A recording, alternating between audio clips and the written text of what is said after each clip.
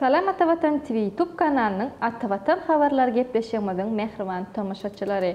Hormatly tomoşaçylarymyz, Türkiye Respublikasynyň Türk Hava Ýolları aviakompaniyasy Istanbul Aşgabat İstanbul ugru boýunça ýürüýte uçar gatnawlarynyň uçuşyny amal aşyrar. Türkiye Respublikasynyň Türk Hava Ýolları aviakompaniýasynyň Aşgabatdaky şahamçasynyň Atavatan Türkmenistan halkary jurnalyny Atavatan Türkmenistan.com saýtyna beren maglumatyna görä 2022-nji ýylyň 27-nji, 30-njy iýunyna we 3-nji iýulyna Istanbul Aşgabat İstanbul ugru boýunça ýürüýte uçar gatnawlaryny amal aşyrmak gözeňde tutulýar.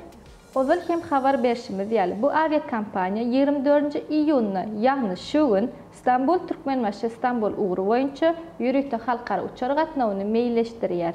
O Türk Hava Ýolları aviakompaniyasy 15 günden bir sany ýürüýte uçar gatnawyny amal aşyrýan bolsa, indi bolsa ýürüýte uçar gatnawlarynyň sany ýygjamlaşdyrylýar. Dün habar berişimiz ýaly Türkmenistan aviakompaniyasy Türkmenabat Minsk Türkmenabat ugru boýunça ýürüýte uçar gatnawyny ýerine ýetirdi. Mehriban ýaşlar, egerde araňyzda daşar ýurtda bilim almak isleýänleriňiz bar bolsa, resmi namalaryň terjimesi üçin makul hyzmat terjime merkezine ýutup biljekdiňizi ýatladyk geçýär. Şeýle hem tomoşaçylarymyzdan Türkiýede bilim almak isleýänleriňiz bar bolsa, onda İstanbul şäherine ýerleşýän Atavatan danışmanlyk şereketiniň hyzmatyndan peýdalanyp bilerler.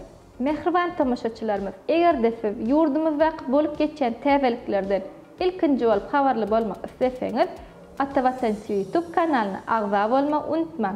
Gepleşiklerimiziň indiki sanyna görüşýärçek. Hoş, sag bolun.